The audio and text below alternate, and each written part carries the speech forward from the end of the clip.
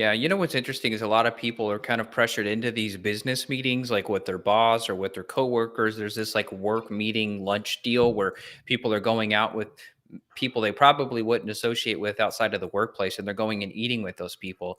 And so I would just tell you, if you don't like it and that's not your vibe, don't do it. If you feel more comfortable and more relaxed eating by yourself, don't do it. I mean, I remember I've had some stressful conversations over lunch and dinner tables before with people over the years, and I leave feeling like I didn't eat anything. And that my mind was so focused on, even if it wasn't a negative conversation, if it was on some sort of business deal or the state of the world or something, and then I'm eating, I would get up from the table. I'm like, oh crap, did I eat? And I didn't process that. So I know it sounds maybe like unnecessary advice, but I think a lot of people need to be picky about what they talk about at the dinner table. Yeah, I think anything that's going to keep you in that parasympathetic state is great. Save the more stressful things either before or after. And I think also just have good boundaries. Try to make sure you get at least 20 minutes for a meal to yourself. I mean, if you don't have 20, if you can't put 20 minutes in your schedule for you to consume some good food and put yourself in that parasympathetic states, then you got some boundary issues and you got to really work on roping in your schedule and getting some control over it, at least so you have that 15, 20 minutes to yourself and you can really process that food well.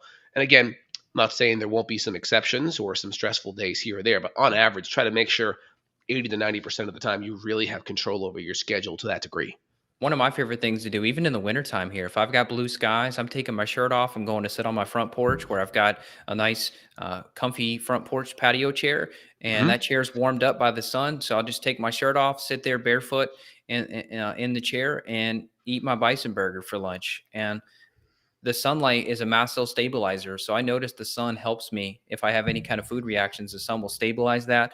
Obviously, there's nitric oxide benefits. There's likely some nervous system benefits, some circadian rhythm benefits. So for me, if you can get fresh air on your lunch, that's great. And what the heck does sunshine have to do with bloating? Well, I mean, there's even some studies on sunlight improving the diversity of your gut, and we're Wow. inside all the time now. So if you just type in like sunlight microbiome, you can read the papers on this. This is in a microbiology journal about how exposure to the UV rays can improve the gut diversity. So it's no surprise that all these people in offices buildings all day, they've got poor diversity, obviously from other things, but lack of sunshine is a negative factor for your gut health. Yep. Yeah, absolutely.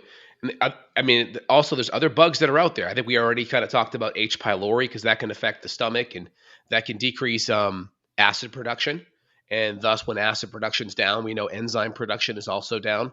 And then that can also affect biliary function, bile function. So we know H. pylori is a big thing. Other bugs can be problematic, right? We already mentioned SIBO, which could be a whole bunch of different bacterial that are overgrown in the small intestine. That could be Citrobacter prevotella, Klebsiella, Pseudomonas, Morganella, right? It doesn't really matter the actual bugs, but if there's an overgrowth there, they can definitely disrupt digestion, create different gases on the methane and hydrogen side, and that can create obviously more bloat. Other parasites can cause problems too. So we see things like Blastocystis hominis, right? Ehisto, D. fragilis, Giardia, Cryptosporidium. These are all other bugs that can be problematic. And then even things like fungal overgrowth, Candida overgrowth, whether it's a Rhodotorula species, albicans species, these types of imbalances can cause problems. So it's good to test and really make sure that we look at the whole microbiome and see what's out of balance or not. And then from there, food wise, I mean, of course, just general refined sugar, refined grains, right? These, processed foods, excess fiber, lots of raw vegetables, fermentable carbohydrates, right? These things are going to be on the list as well. And so we'll kind of add those there. There's a lot of different things that we have to look at. So I kind of gave you the top 5 or 6 on this list.